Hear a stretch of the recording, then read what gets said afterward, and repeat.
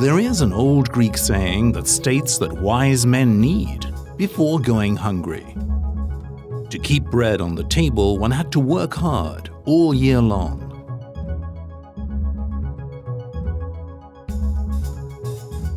Sowing wheat began in September and ended in December.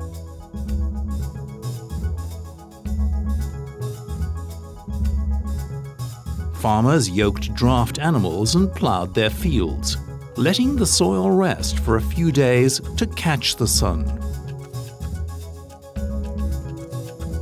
After that, they took seed grain, and after crossing themselves, they cast the grain evenly and skillfully over the soil.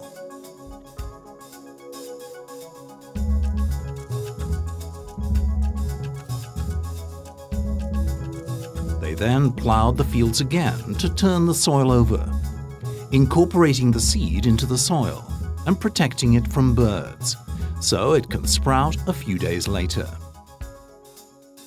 Autumn rains, or planting rains, were critical, since they initiated seed germination.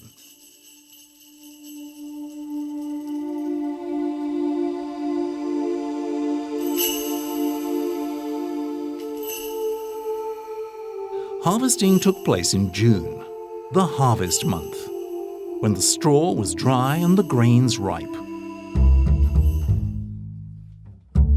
However, while sowing was more or less a one-man show, harvesting was a labor-intensive family affair. The harvesters, or reapers, stood about 2 meters apart. With their left hand, they grabbed handfuls of wheat and then swung the sickle with their right to cut the plants at nearly ground level, laying them in small piles.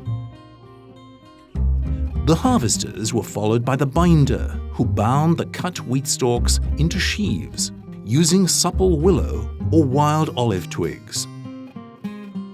During the harvest, 2 or 3 families joined together to help each other out in this hard, back-breaking work. Women, who by nature are more dexterous, usually outperformed the men and then mocked them. When they all worked together, though, they stayed cheerful, singing songs, telling jokes, or teasing each other. Thus, they braved the burning sun and fatigue, coming closer together. Thrashing floors were usually located on hillocks or minor elevations, where gentle northerly breezes blow in the afternoon hours. They were flattened outdoor surfaces, usually circular and paved, with a radius of 3 to 4 meters. When the harvest was over and the sheaves had been collected and stacked near the thrashing floor, it was time for thrashing, to separate the grains of wheat from the husks and straw. This was done in July, the thrashing month. The thrashers would untie the sheaves of grain and spread the stalks across the thrashing floor's circular surface. Yoked draft animals, usually in pairs, would then be walked round and round the thrashing floor for 5 or 6 hours, treading on the cut wheat to tear the heads from the stalks and loosen the grains from the husks. The draft animals dragged behind them a heavy thrashing board, whose bottom was covered with razor-like metal blades. They would place a heavy stone on it to increase the weight, or children would enjoy riding on it for fun. In the afternoon, it was time for winnowing.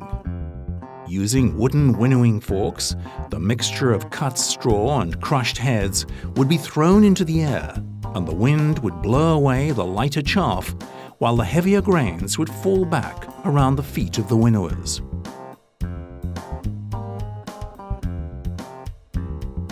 Then they sieved the grain to separate any remaining chaff, bits of hulls or small stones. The sieved grains fell on a piece of cloth, while the dross was thrown away. Before milling, the grains were first washed and dried.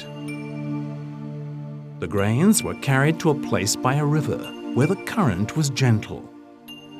Stones were used to separate a small area, and the grains were placed on a piece of burlap or sackcloth to be washed. This was done with great care, so that the water wouldn't carry away any grains, wasting long hours of hard work.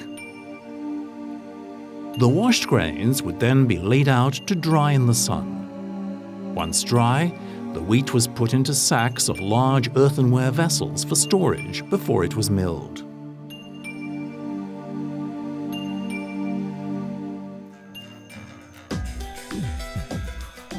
Water is one of the driving forces harnessed by mills to grind grains.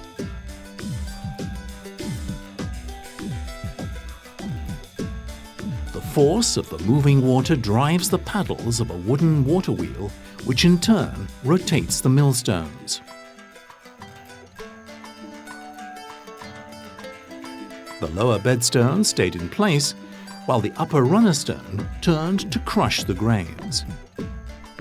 The water turned the stones which ground the wheat the miller fed between them. Depending on the miller's intent, the wheat was ground into different grades of flour, which ranged from finely milled and semolina to cracked wheat used in soups. The miller used a special lever, which moved the runner stone to adjust the gap between the stones and produce the desired grade. The miller was usually paid in flour, taking a few ocas, a unit of weight equal to 1.28 kilograms for his work. This multure or toll, that is the portion of the flour the miller kept as payment, usually amounted to 10%.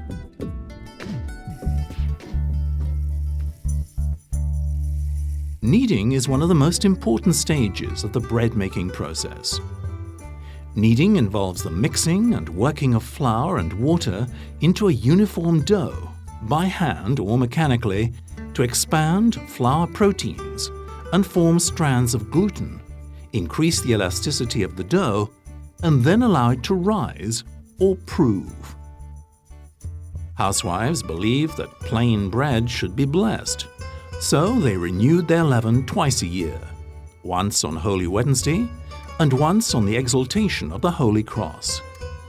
This leaven they then used to make bread throughout the year. In kneading, both hands should be used in a steady rhythm to repeatedly stretch, press, and fold over the dough, and achieve even oxygenation. Determining whether the kneading process has been completed is done by touching and feeling the dough during kneading. Once the dough was smooth and uniform and had acquired a certain sheen, it was cut into loaves and baked in wood-fired ovens to produce bread.